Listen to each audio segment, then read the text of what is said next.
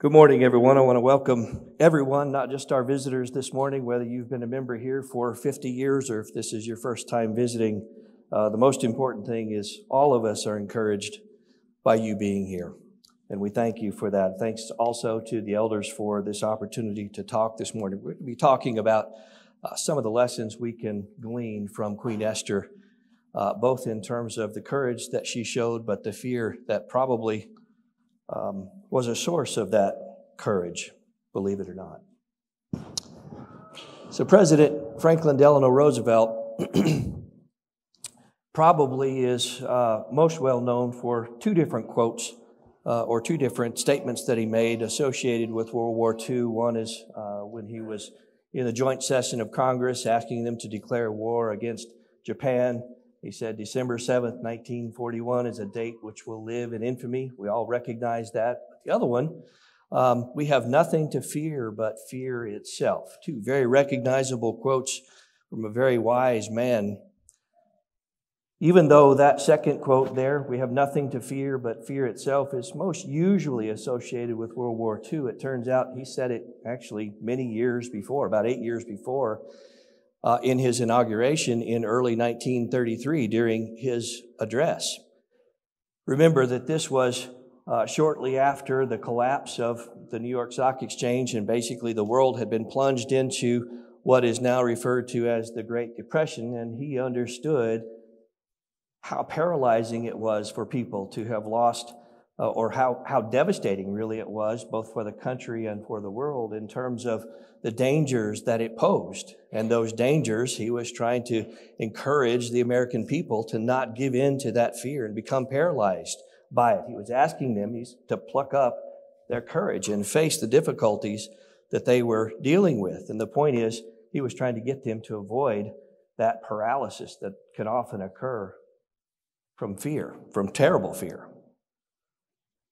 So like instances like that and others we think of, when we're young, parents ask us, do you want the light off when you go to sleep? And we say, no, we want the light on. Why? Because we're afraid of the dark. People are afraid of public speaking. People are afraid of dying, all of those things. And so fear has this negative connotation to it. And while it certainly can be that, I'm going to tell you this morning that sometimes the right kind of fear, not sometimes, all the time, the right kind of fear is good for us in terms of our spiritual growth. And we're going to use Esther's story to try to hammer that point home this morning. So this book, it's interesting in a lot of ways. It's a very captivating story of faith, of courage, really. That's one of the things we're going to take away from it. And ultimately, you see God's providential care throughout the book. The interesting thing about it is that God is never actually mentioned by name in the book. And so as you read through it, particularly toward the latter half, or in the latter half of the book, when all of the really exciting things are happening and the evil people get their just reward and the righteous people get their just reward and things turn out like any Hollywood script, you just can't help but take away God's hand was in that, right? Even though he's not mentioned by name, we know that to be the case. And so the book opens up, King Xerxes I, also known as Ahasuerus, but when you're standing up in front of this congregation, it's far easier to say Xerxes, so that's where we're going to refer to him this morning.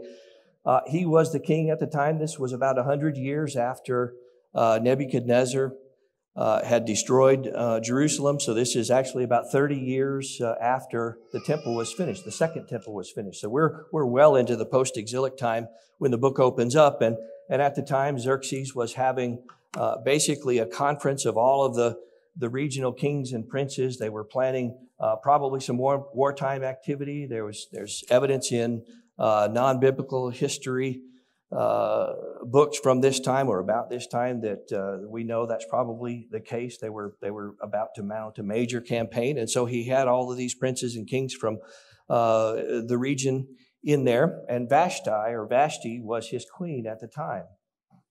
But not for very long after the opening of the book, because he makes a rather unbecoming request of her, kings being who they are. No surprise they have a bit of an ego. And so in his attempt to try to show off his trophy wife, she refused, and as a result, she was dethroned. And so as a result, king can't function without a queen, right? It wouldn't look right. So he sends his servants out, searches amongst the people to find the most beautiful women in the land so that he could have his pick of any of those. And as it turns out, Esther was one of those beautiful maidens, and not just one of the ones, but she was the one. He became smitten with her, ultimately made her a queen. The interesting thing about Esther is that she was actually a Jewish orphan. She had been raised by her cousin Mordecai. We're going to hear more about him in just a minute. But Mordecai was a very influential person in her life for obvious reasons. Having raised her, having taught her his faith, almost certainly that's the case here.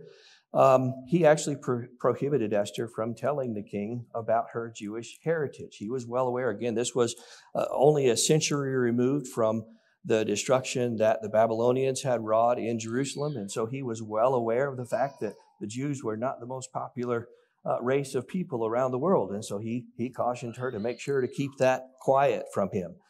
He knew this because he was actually the grandson of Kish, who was one of the group of captives that were carried away from Jerusalem itself by Nebuchadnezzar. The Bible tells us that.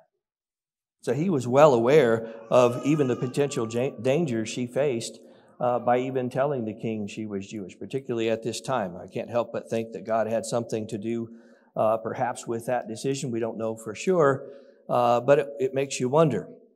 Turns out Mordecai wasn't just anyone. He was a servant actually in Xerxes' royal court. The Bible says he sat within the king's gate, and so it gave him access to conversations and information that wasn't usually available to the typical subject in this kingdom.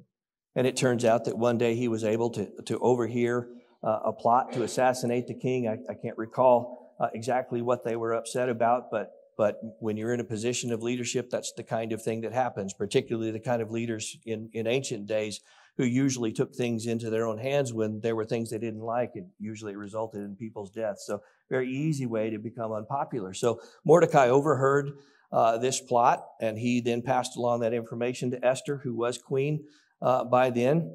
When she had the opportunity, when she was summoned to him, meaning when Esther was summoned by Xerxes, she did warn the king, and she made sure to give credit to Mordecai. That's actually going to play an important role later in this story. So sometime later, we don't know exactly when, but sometime after that situation, the King Xerxes promoted a man called Haman, who was a prince in the area. He promoted him basically to chief prince of the Persian Empire, which basically meant he was essentially King Xerxes' number 2 or number 1 aide here.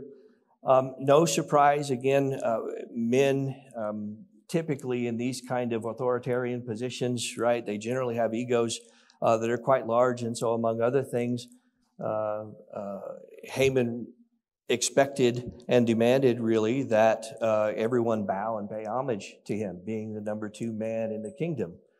And Mordecai refused, most likely because the fact that he was a Jew, and he understood that this wasn't just merely paying respect to a great prince of the land. Rather, it had very much spiritual aspects to it. Because again, one of the ways in ancient days, we see it even a little bit today, but certainly very widespread in ancient days, that kings usually shored up their authority by saying they were appointed by God, or saying that they were themselves divine. And so that's probably the case here. And so no surprise to any of us when Mordecai refused to bow and pay homage to Haman. This infuriated him. Now, interestingly enough, in spite of Mordecai warning Esther, don't tell the king that you're Jewish, at the same time, he had already told the other servants in the king's court about his Jewish background. Not sure exactly why. It's always been a bit of a curiosity to me. However, it played well for this story that we're reading this morning. And so no surprise, some of those servants might not have been real fans of Jews themselves, and so they passed that information along to Haman, who then hatched a plot to annihilate the Jews. So this man was upset, really upset, to go to the lengths he went to basically take vengeance on Mordecai, and his lack of respect is the way he took it.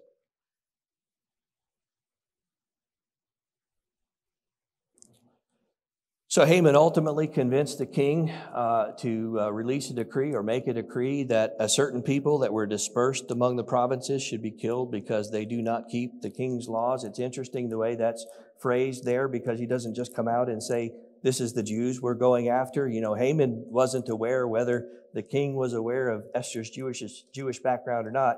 He assumed she probably had told him. So he was being very careful in how he worded this decree. And clearly the king probably didn't read it much. The Bible records the fact that Shushan, which was the capital city at the time, says the people were perplexed. They didn't understand what was it that the king had against the Jews, because when Mordecai read it, he understood exactly what it meant. And of course, when he read it, he was very upset. And of course, he goes to Esther and asks her to intervene on behalf of the people, on behalf of the Jews that were still dispersed in the land. And of course, this is the crux of the matter. This is the most important part of the story, because Esther was faced with a dilemma. And that dilemma was, the Bible records that it had been over 30 days since the king had summoned her to his side. And if she dared go to him without him inviting her, her life was in danger. And so she knew that unless the king held up his golden scepter, she was going to be put to death. So she was risking her life to go to the king to warn him and say, hey, look, this decree that you've just put out is going to kill all of my people, and oh, by the way, including me. And so she was understandably fearful, understandably afraid, understandably hesitated to go see the king, to take her life into her own hands. When he heard about this, Mordecai had this to say. It's one of the most beautiful passages in Scripture. It says, do not think in your heart that you will escape in the king's palace any more than all the other Jews. Excuse me. For if you remain completely silent at this time, relief and deliverance will arise for the Jews from another place, but you and your father's house will perish. Yet who knows whether you have come to the kingdom for such a time as this? Right? That's an admission. Mordecai saying, how do you know that this isn't God's providence, that Vashti was dethroned and you were made the queen and you happen to be in the right place at the right time? That in and of itself is an expression of Mordecai's faith, right? So he's 100 years removed, 3 generations removed from the destruction of Jerusalem, and his family carried off. And yet, what happened during those post-exilic days after Cyrus commanded that the Jews should go home and rebuild the temple? Mordecai could open up Scripture and see that Cyrus was named by name long before Jerusalem was ever destroyed. He saw, or at least heard about, if he didn't see them himself, he at least heard about the prophets that God sent to try to encourage the post-exilic Jews in getting busy with the task of rebuilding the temple. He understood what was really happening behind the scenes here, right? But yet who knows whether you have come to the kingdom for such a time as this? What a statement of faith on Mordecai. And thankfully for Esther and for the Jews, the words worked. So she was able to pluck up her own courage in this situation. And so she takes her life into her own hands and says, I'm going to do whatever is necessary. So she approaches the king, and thankfully, much to her relief, he does raise his scepter. It should give you an indication of how much Xerxes really thought about and perhaps even loved. I hesitate to even say that. But it's probably true. He was certainly smitten with her. So he saved her life. He raised that golden scepter. Now, we're not going to go through the remainder of the story other than to just repeat something I've already said, and that is you couldn't have written a script any better, right? Because ultimately, Haman gets hanged on the gallows that he had originally prepared for Mordecai. Well, isn't that ironic? And even more ironic, Xerxes puts out a second decree, basically giving the Jews permission to go and take sort of proactive or preemptive vengeance on their enemies that would have killed them. Well, isn't that handy, right? If that's not God's providence, I'm not sure you could ever identify it. So it's remarkable. The story is remarkable on the face of it because of the courage that first Mordecai showed. You know, he was taking his life into his own hands, passing this information along to Esther. But imagine, put yourself in Esther's shoes.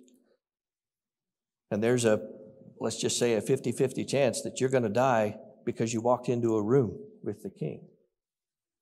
What a story, right?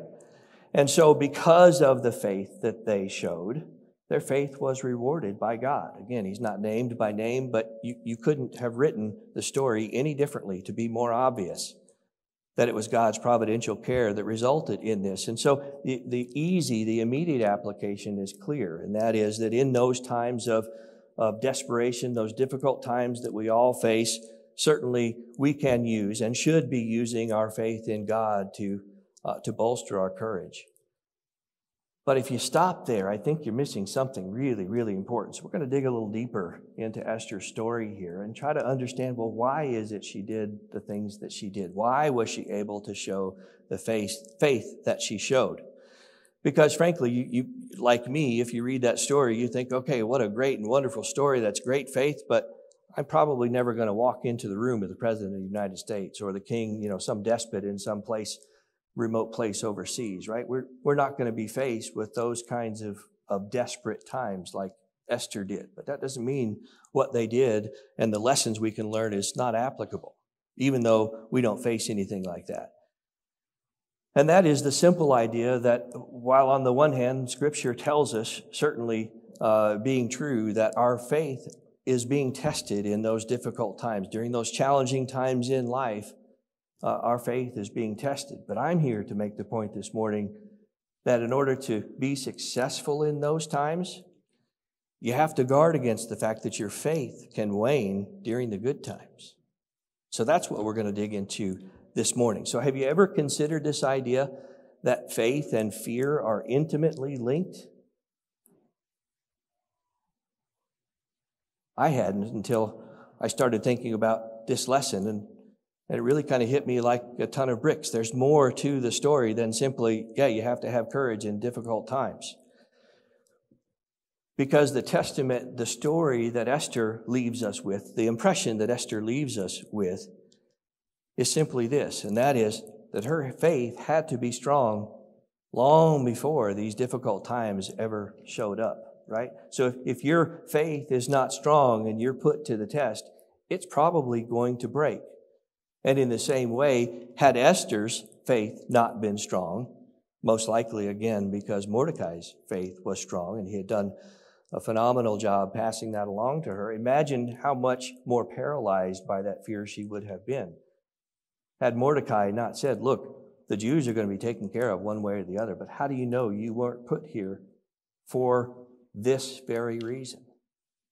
If she hadn't had faith in that, no way is she going to go through face that difficult challenge. And it helps us, again, understand really what FDR meant when he said, we have nothing to fear but fear itself. What he was talking about is the thing we need to avoid is paralyzing fear, because we all, I think, understand, ask anyone or listen to any interviews with winners of the Medal of Honor. Every one of them, to a person, will tell you how afraid they were.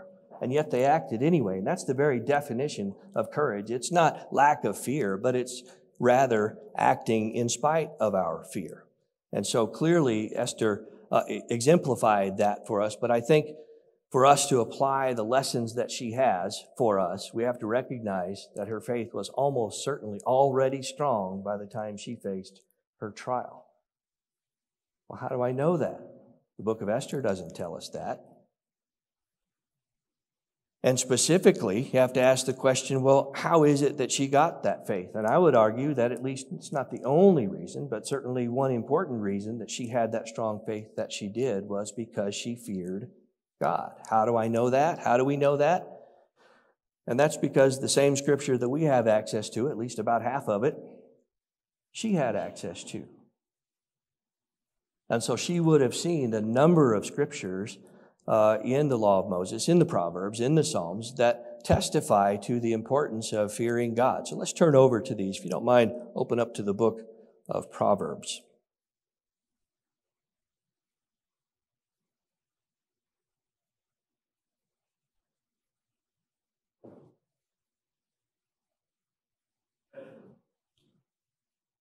Start in Proverbs 9 and verse 20. Well, if I can get my app working.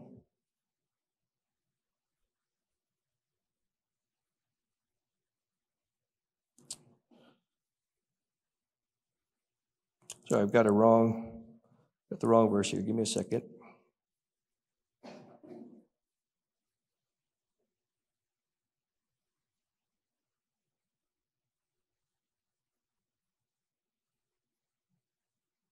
All right, let's try Proverbs 14. I apologize.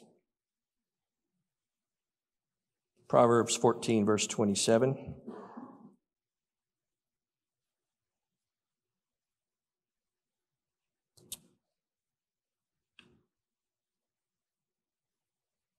I've got the wrong book. I apologize. Let me go on to the next one.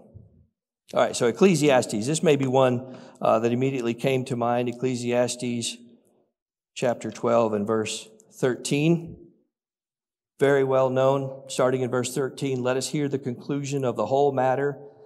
Fear God and keep his commandments, for this is man's all. For God will bring every work into judgment, including every secret thing, whether good or evil. That's one verse that comes to mind when I think about fearing God. Another one, Matthew 10, verse 28.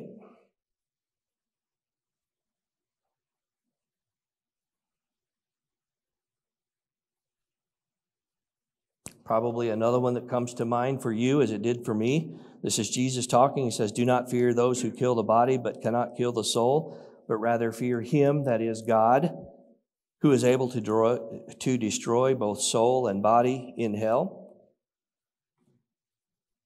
The book of Hebrews, another one.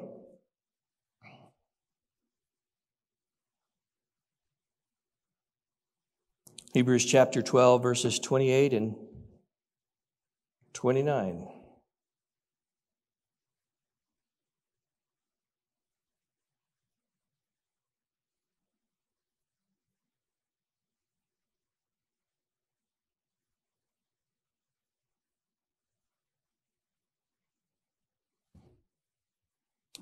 Excuse me one second. Let me grab a Bible. The app has gone silent. So Hebrews chapter 12.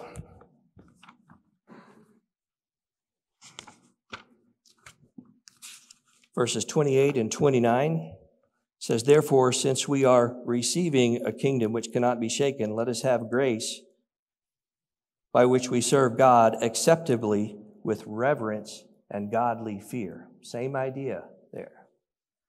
The interesting thing is the Talmud, the Babylonian Talmud, which is a collection of practices and understanding. It's sort of like the ancient version of a commentary. The Babylonian Talmud records how seriously the Jews took making sure that they were reverent in their worship to God. So on the Day of Atonement, you well remember, I'm sure, that the high priest entered the holiest of holies one day a year.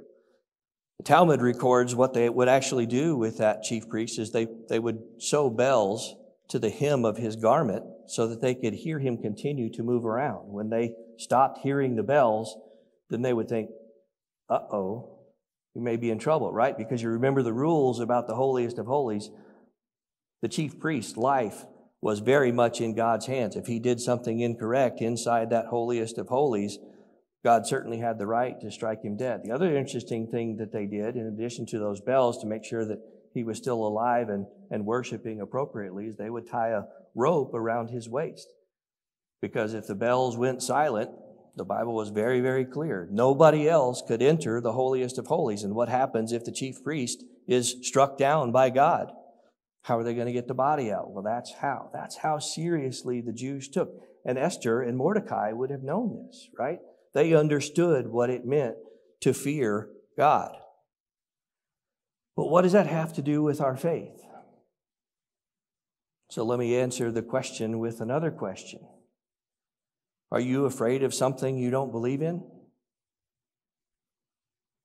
Right? When we're little, when we're 4 years old, we say, Daddy, don't turn off the light. I'm afraid of the dark. I'm afraid the boogeyman is going to get me. I'm afraid there's someone under my bed.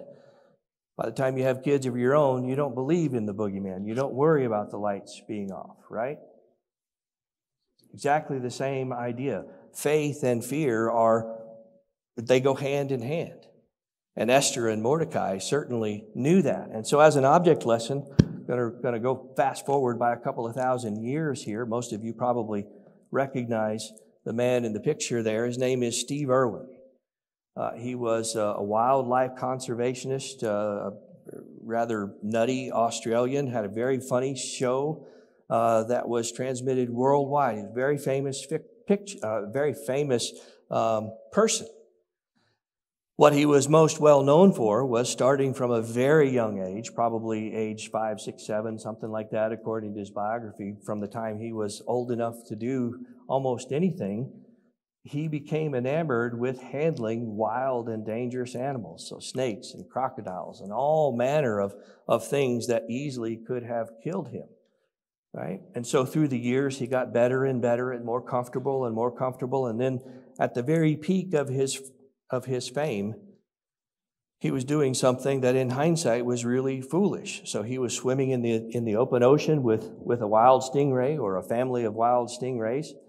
And if you're not familiar with those animals, they are essentially bottom feeders. And so the way they protect themselves is with a very, very sharp barb in their tails.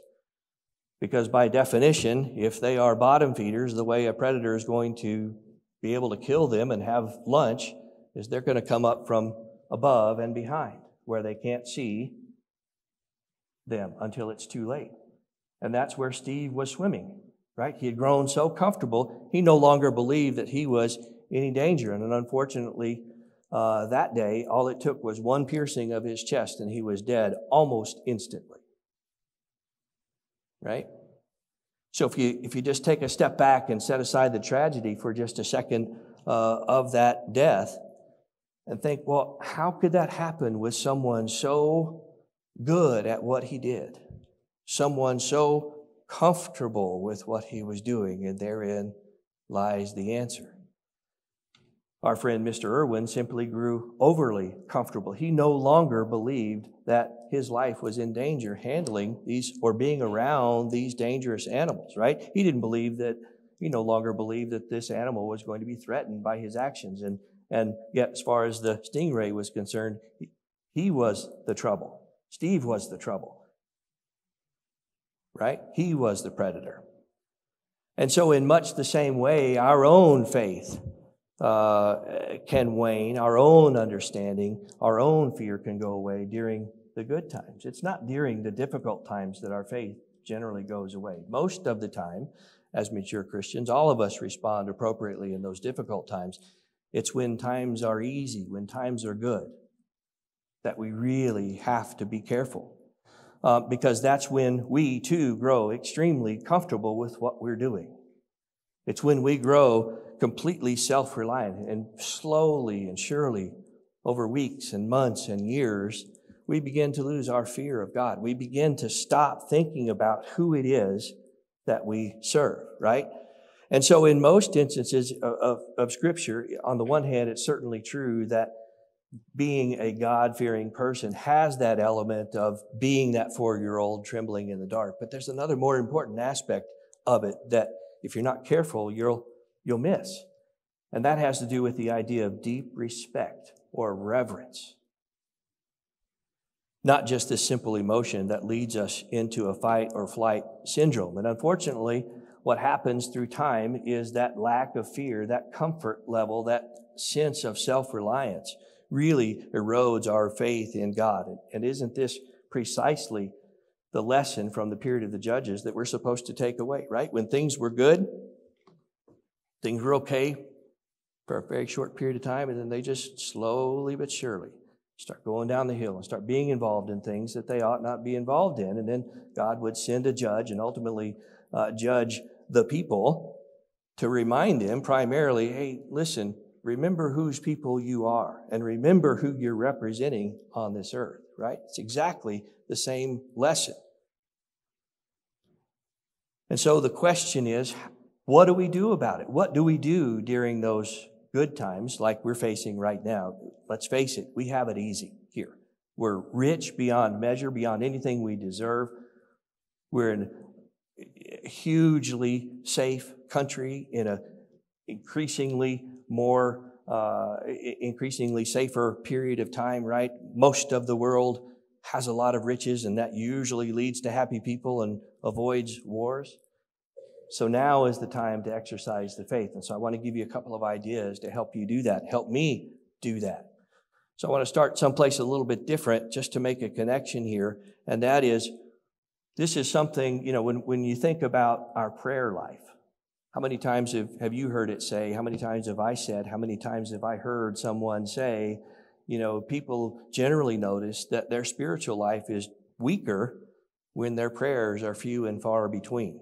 The basic idea there is that a strong prayer life leads to stronger faith, because again, prayer in and of itself is an expression of faith. Because are you going to offer a prayer? Are you going to bother talking to someone that you don't believe will actually answer it? Not that you're going to get no, but that you believe there really isn't a God that's going to answer your prayers. Do you know anybody like that offers prayers to nothing? Of course not. So in the same way, this fear of God, being a God-fearing person, is really cut from the same bolt of cloth. And so the idea that I want to get across to you is that strengthening our fear of God is also going to lead to stronger faith. And so one simple way to do that, let's turn over to the book of Philippians, chapter 4.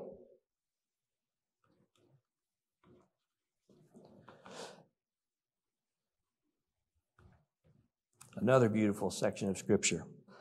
So Philippians 4 and verse 8 says, "Finally, brethren, whatever things are true, whatever things are noble, whatever things are just, whatever things are pure, whatever things are lovely, whatever things are of good report, if there is any virtue, and if there is anything praiseworthy, meditate on these things."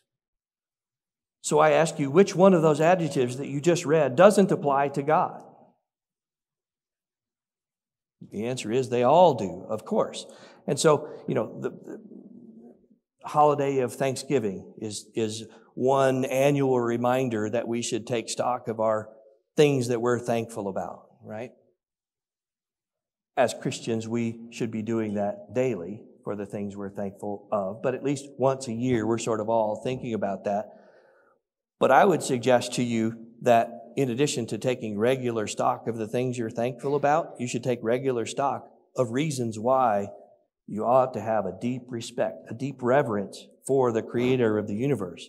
And what you'll find really is, if you read much from the book of Psalms, those two things are one and the same, right? So the book of Psalms is replete with verses praising God for all the good things that He is, does, and represents and does for His people.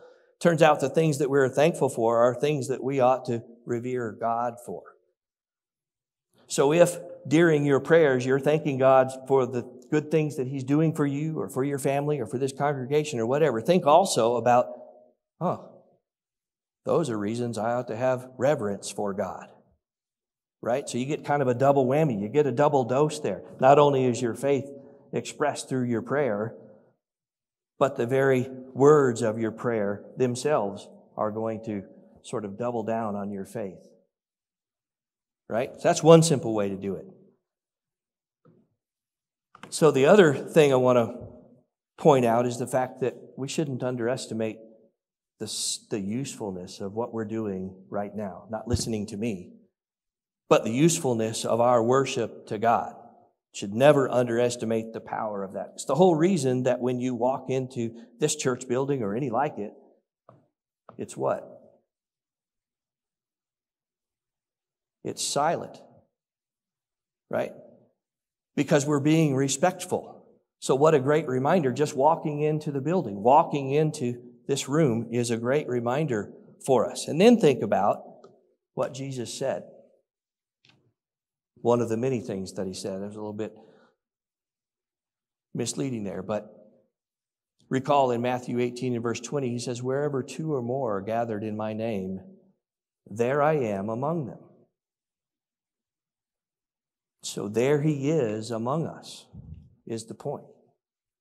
Right? So when it's silent and you're sort of gearing up for the period of worship, think about the fact that He might be sitting just right there. That might be. It says He is. Because we, by definition, are gathered into His name. But let's turn up the heat a little bit. Let's turn over Revelation chapter 1.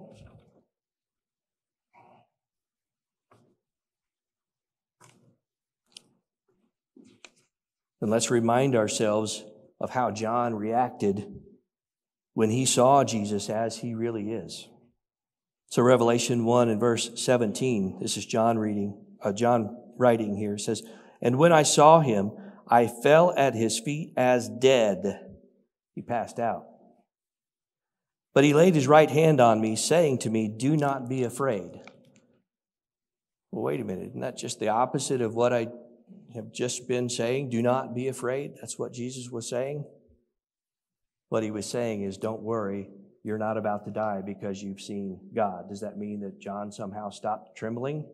Or that John somehow, woke up on his own or what have you? No, because later in the book, you remember, he makes the mistake of falling down and trying to worship an angel. And the angel says, "See that you don't do that." Right? So it's not that John wasn't afraid anymore. It's that Jesus was telling him, your life is not in danger because you've seen God, right? But think about that. Think about walking into this room, preparing your minds for worship and thinking Jesus is sitting right down there, and you pass out because of what he looks like. If that wouldn't be an awesome sight, I'm not sure what is. If that wouldn't strike both fear and reverence to see something like that, I'm not sure what would. But even more, now we're still going to imagine Jesus is here with us because the Bible tells us he is, but now imagine he's sitting right here and he's looking at you like I'm looking at you. This is God in the flesh. And he's sitting up here, and ask yourself, what's he going to see me doing?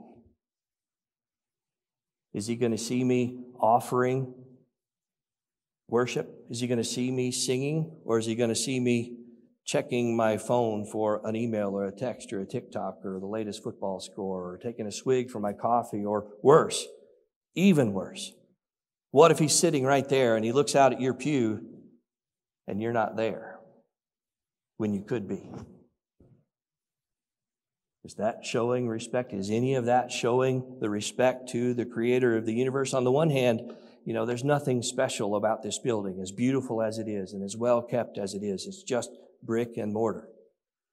What's special is what we do inside these walls, and there's nothing that deserves more respect and more reverence and more fear than the creator of the universe. And he's here with us right now, right? It's our duty to fear God. It's our duty to respect God. Everything else will flow from that. We talk about obedience.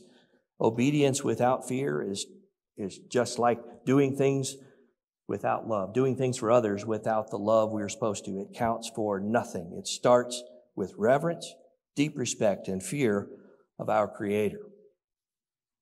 And so that's Esther's real lesson. Certainly, Esther and Mordecai both showed tremendous courage during very dangerous days for them personally and for the nation of the Jews specifically. Showed great courage, and I would say that their faith in God was their primary source of that courage. People generally don't steal up that kind of courage without having some belief, some faith in a higher being, whatever that is. That's the other thing that you'll generally learn if you ever get to talk to or listen to interviews with a Medal of Honor winner. They'll all tell you that somebody up there was watching over them, almost to a man. Same thing here. And at least part of the source of their faith was the fact that they feared God. They respected God, as should we. And so, while on the one hand, it's true we're probably never going to be called in this life to try to thwart the plan of any evil princes, but as human beings, we are guaranteed to have troubles in life. People get sick. People make mistakes. You lose your job. You lose some money. The stock market crashes. Any number of things that can happen. And you don't have to pay attention to the TV more than 30 seconds to know that difficult days are coming in this world and in this country specifically because of this obsession with people demanding that people embrace sexual deviancy as normal, as acceptable. So the days are coming when your faith is going to be tested.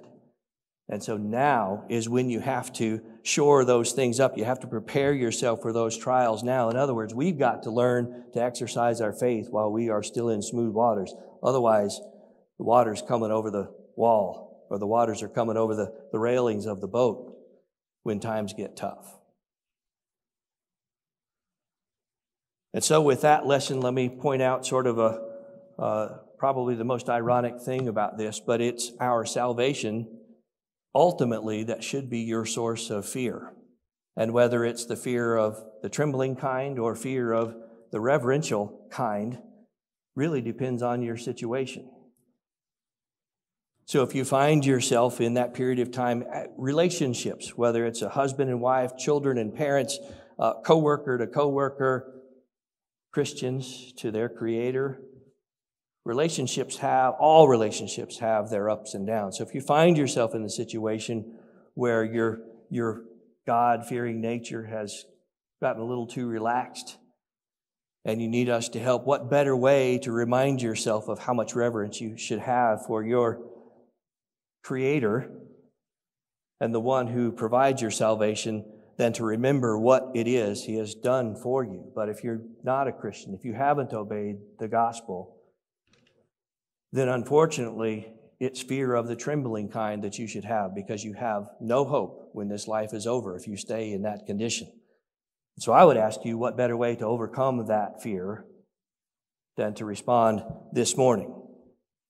So no matter what situation you find yourself in, I'm asking you, we're begging you to take courage now. Pluck up that same courage that God's people throughout history have plucked up.